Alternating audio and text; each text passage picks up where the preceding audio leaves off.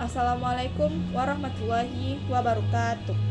Perkenalkan, nama saya Raisya Fitsa Putri dengan NIM 19060024. Pada kesempatan kali ini saya akan menjelaskan mengenai mata kuliah Ekonomi Pembangunan 2 Resume bab 15 dengan judul Kebijakan Keuangan dan Fiskal untuk Pembangunan. Yang pertama ialah mengenai peran sistem keuangan dalam pembangunan ekonomi. Patrick menawarkan sebuah argumen tahapan-tahapan pembangunan bahwa pembangunan sektor keuangan menghasilkan pertumbuhan ekonomi pada masa-masa awal pembangunan modern. Namun begitu sistem keuangan yang stabil tercipta, sektor ini akan mengikuti sektor real. Umumnya terjadi hubungan timbal balik antara keduanya. Sektor keuangan menyediakan 6 fungsi utama yang sangat penting pada lingkup perusahaan maupun perekonomian secara keseluruhan. Nah, di 6 itu yang pertama ialah menyediakan jasa pembayaran, menghubungkan para penabung dan investor, menghasilkan dan mendistribusikan informasi, mengalokasikan pinjaman atau kredit secara efisien, risiko penetapan harga, pengumpulan pooling dan perdagangan, dan yang terakhir ialah meningkatkan likuiditas aset. Nah, perbedaan antara sistem keuangan di negara-negara maju ini, perbedaan antara sistem keuangan di negara maju dan di negara berkembang. Nah, di negara berkembang, kebijakan moneter dan keuangan memainkan peran yang sangat penting, baik secara langsung maupun tidak langsung. Dalam upaya-upaya pemerintah yang sengaja dirancang untuk memperluas kegiatan ekonomi pada saat terjadi lonjakan pengangguran dan kelebihan kapasitas produksi, ataupun sebaliknya guna meredakan gejolak aktivitas ekonomi pada saat terjadi kelebihan tingkat permintaan dan lonjakan inflasi. Nah, di sisi lain, isu moneter seringkali dipisahkan secara tradisional, yaitu ekonomi Keynesian yang berpendapat bahwa pertumbuhan penawaran atau jumlah yang berada meningkatkan ketersediaan dana pinjam. Kelebihan tingkat penawaran dana pinjaman terhadap tingkat permintaannya akan menurun tingkat bunga. Substitusi mata uang, penggunaan mata uang asing sebagai alat ukur untuk menggantikan atau digunakan bersamaan dengan mata uang lokal, misalnya Peru Meksiko. Dalam keuangan, pengukuran penuh mengenai kualitas dan status pinjaman serta investasi portofolio bank pemerintah dan swasta, sehingga investor domestik dan asing dapat membuat keputusan berdasarkan informasi yang tepat. Nah, dengan demikian, sebagian besar negara berkembang beroperasi dalam sistem moneter dualistik atau ganda, yaitu pasar uang terorganisir yang kecil dan seringkali dikendalikan atau dipengaruhi secara eksternal dengan aturan hukum yang meningkat mengenai batas atas tingkat bunga nominal yang melayani kebutuhan finansial kelas menengah dan atas lokal serta halangan bisnis asing dalam sektor industri modern, dan pasar uang tidak terorganisir yang besar namun tidak jelas bentuknya, tidak terkendali, seringkali bersifat ilegal, dan juga dengan bunga yang sangat tinggi yang menjadi tumpuan sebagian besar individu berpendapatan rendah, resiko mengalami kesulitan dana. Nah, salah satu langkah yang mungkin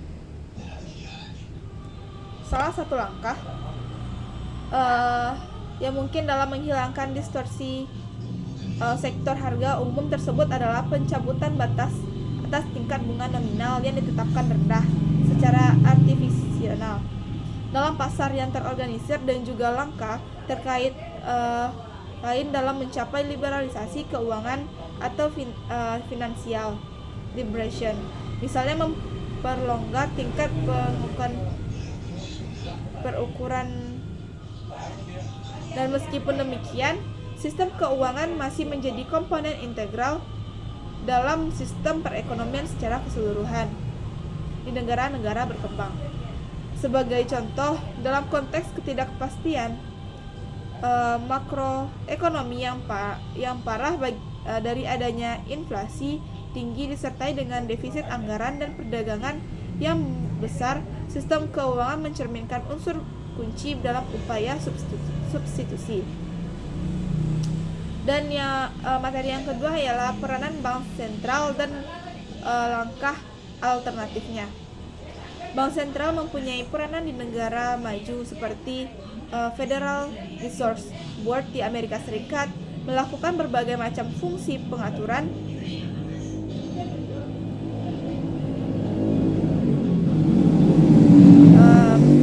mereka mempunyai tanggung jawab publik dan keuangan eksklusif yang sangat besar. Kegiatan pokok mereka dapat dikelompokkan menjadi 5 fungsi umum. Yang pertama ialah menerbitkan mata uang dan mengelola cadangan valuta asing. Bankir bagi pemerintah, bankir bagi penduduk, bagi bank-bank umum domestik, regulator lembaga keuangan domestik, dan operator kebijakan moneter dan kredit. Terkadang fungsi-fungsi ini ditangani oleh badan regulator yang berbeda. Dewan Mata Uang atau Currency Board menerbitkan mata uang domestik untuk ditukarkan dengan mata uang valuta asing pada nilai tukar tetap. Dewan Mata Uang tidak mencatat mata uang baru, melaksanakan kebijakan moneter dan mensurvisi sistem perbankan. Pada zaman kolonial, dengan ini bertindak sebagai agen bagi bank dan bertanggung jawab memelihara rentas tetap pada kekuatan mata uang kolonial. Nah, contohnya yang terkini dari sistem basis mata uang ditemukan di Argentina dari tahun 1998 sampai 2002. Ketika pada itu 1 banding dengan dolar Amerika Serikat dan disokong dalam basis moneter melalui cadangan internasional. Dalam 2 dasawarsa terakhir, independen ekonomi dan politik bank sentral semakin meningkat di sebagian besar negara berkembang. Otonomi ekonomi daerah didefinisikan sebagai absennya penyediaan kredit langsung bagi pemerintah dari bank sentral di pasar primer untuk utang publik. Hak untuk mengatur tingkat bunga secara independen dan mengemban tanggung jawab untuk mengawasi sektor perbankan. Peran Bank Pembangunan merupakan lembaga keuangan publik dan swasta, khusus menawarkan dana belanja menengah dan panjang bagi penciptaan atau ekspansi usaha industri. Pertumbuhan dan penyeburan bank pembangunan di negara-negara berkembang cukup substansial. Terlepas dari pertumbuhan mereka yang luar biasa, bank pembangunan telah menuai kritik karena konsentrasi kelebihan mereka pada pinjaman berskala besar. Nah, yang ketiga ialah pembiayaan informasi dan maraknya pembiayaan mikro. Nah, materi yang pertamanya yaitu pembiayaan informasi tradisional. Beragam bentuk pembiayaan informal atau informal finance telah muncul untuk menggantikan telah menghentikan peran lintah darat dan pinjaman kelompok. Dalam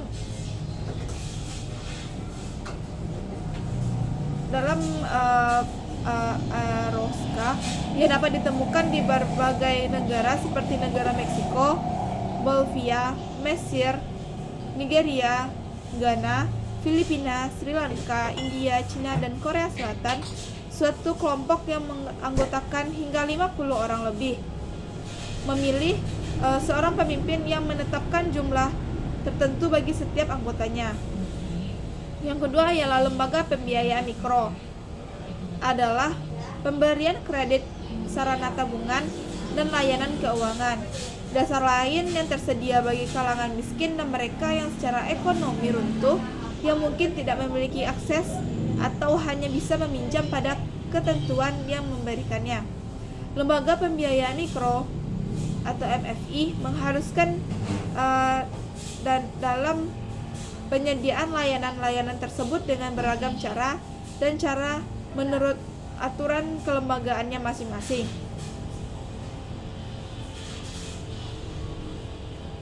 Penelitian ekonomi secara konsisten menemukan bahwa masalah ketersediaan kredit merupakan hambatan yang sangat menunggu bagi pengembangan usaha mikro. Selanjutnya, potensi keterbatasan pembiayaan mikro sebagai strategi pembangunan. Pembiayaan mikro memiliki beberapa potensi keterbatasan penting. Kredit mikro awalnya diciptakan dan masih dipasarkan sebagai pembiayaan bagi usaha mikro. Tetapi sebagian orang mungkin lebih untuk menerima upah dari gaji reguler ketimbang menjalankan usaha mikro yang berisiko. Kebanyakan orang bersedia berkorban untuk jamin kepastian dan upah yang tetap memberikan jaminan kepastian dan upah usaha mikro yang difluktuasi. Biasanya bahkan kalangan profesional yang di negara-negara maju pun memasuki dunia wirausaha hanya sampai mereka mendapatkan pekerjaan pengganti yang sesuai. Materi yang D ialah menformasikan sistem keuangan. Liberalisasi keuangan, tingkat bunga real, tabungan, dan investasi. Nah, reformasi dan liberalisasi pasar uang yang terorganisir bukanlah obat mujarab bagi sistem keuangan negara-negara berkembang, kebijakan keuangan, dan peran negara. Adapun tujuan potensi kegagalan pasar yang didefinisikan oleh Slide adalah sebagai berikut. Yang pertama, sifat barang publik dalam pemantauan atas berbagi lembaga keuangan. Yang kedua, eksternalitas pemantauan, seleksi, dan pemberian pinjaman. Yang ketiga, eksternalitas gangguan keuangan. Yang keempat, pasar yang hilang atau tidak lengkap.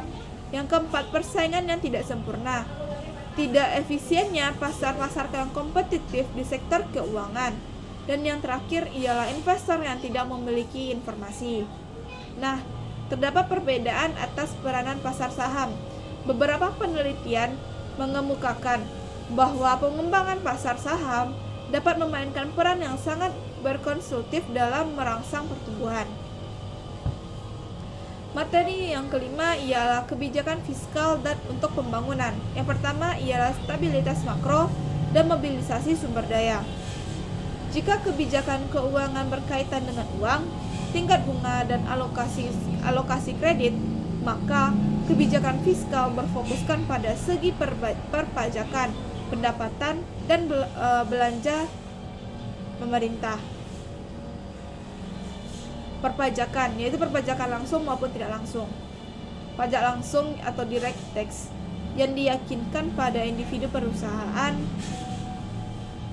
dan properti. Porsinya mencakup 20% hingga 40% dari total pendapatan pokok di negara-negara berkembang.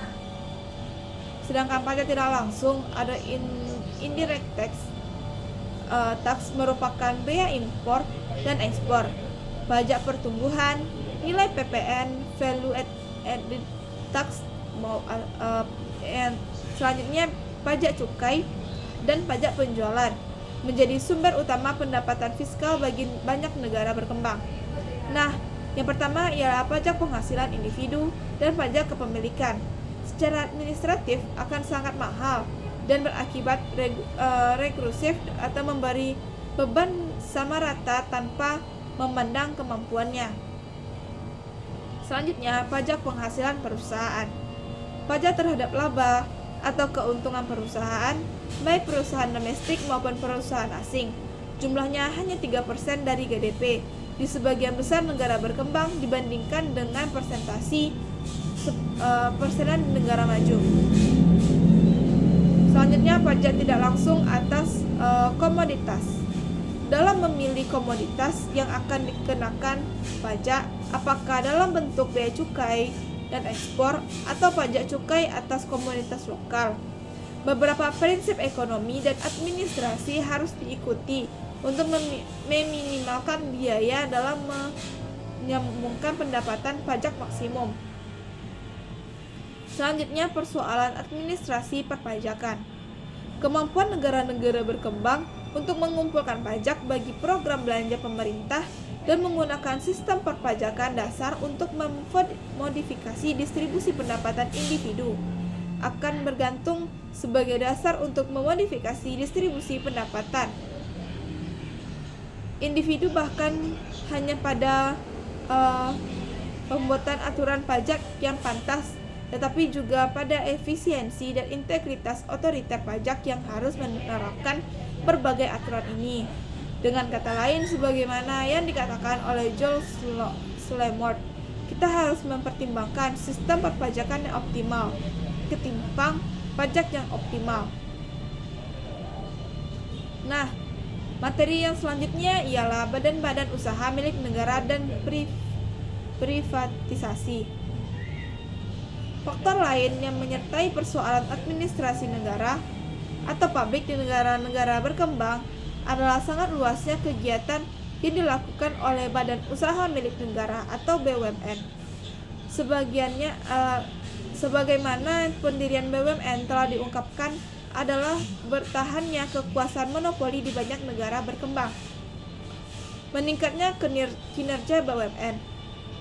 Ada beberapa faktor yang berkontribusi pada bentuknya kinerja BUMN dari segi probabilitas dan efisiensi. Yang terpenting adalah BUMN berbeda dari perusahaan swasta dalam artian BUMN diharapkan mengajar tujuan konsial dan sosial. Privatisasi yaitu teori dan pengelolaan. Privatisasi juga telah digunakan sebagai solusi cepat atas defisit fiskal. Tetapi ketika kandidat BUMN yang akan diprivatisasi telah habis, pemerintah negara berkembang kembali mengalami persoalan fiskal yang sama, yang akut. Dan yang terakhir ialah administrasi publik, yaitu sumber daya yang paling panjang. Banyak pemerintah di negara-negara berkembang juga memiliki tujuan layanan masyarakat selain kinerja untuk menghapus kelompok elit tradisional, untuk mensosialisasikan layanan masyarakat, untuk menyesuaikan ketetapan ideologi, untuk menyelesaikan atau memihak rasio etnis, atau merujuk atau menangani kaum minoritas.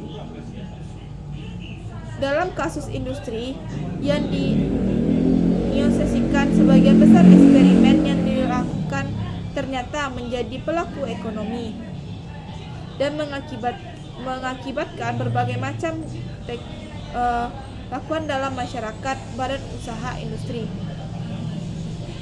Jadi sistem personal dalam lanjutan panel ini pun terbentuk mengandalkan sistem layanan masyarakat, mengurus keterampilan, mengakibatkan kesenjangan dalam syarat serta ketentuan layanan, dan menghasilkan kelangkaan tenaga kerja dan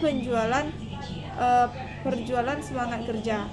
Nah, dari bab 15 ini terdapat 8 sub yang telah dibahas. Nah, yang pertama ialah peran sistem keuangan dalam pembangunan ekonomi. Dan yang kedua ialah peran bank sentral dan langkah alternatifnya.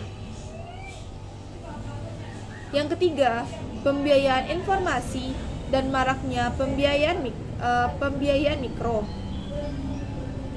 Yang keempat ialah mereformasi sistem keuangan. Yang kelima, kegiatan fiskal untuk pembangunan. Yang keenam, badan-badan usaha milik negara dan privatisasi.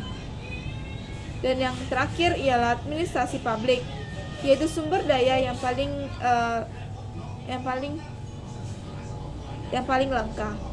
Nah, itu merupakan penjelasan dari bab 15 ini yang dengan judul kebijakan keuangan dan fiskal untuk pembangunan. Nah, sekianlah penjelasan resume pada kesempatan kali ini. Mohon maaf apabila ada kesalahan. Wabillahi taufik wal hidayah. Wassalamualaikum warahmatullahi wabarakatuh.